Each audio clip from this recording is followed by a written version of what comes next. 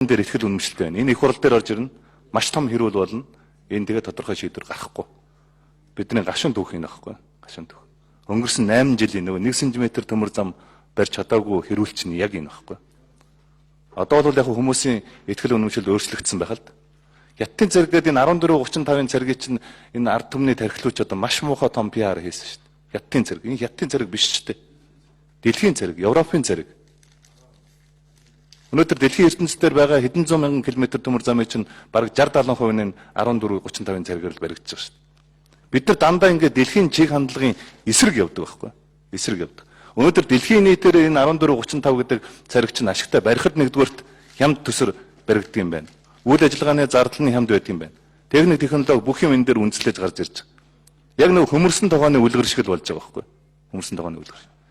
Тэгээд одоо сайд нь болохоор одоо бид нар хятадтай хэлцээр хийчвэл нарийнаар барьчмаар байна. Хэлцээр хийж чадахгүй бол өргөнөөр барьчмаар байна гэдэг нэг ийм говьсон нэгэн жил, 2 жилийн цаатах, 1 жил байдгаа 2 жилийн цаатах хараагүй ийм байдал оруулж ирж, улсын хурлаар оруулж ирж болохгүй шүү дээ.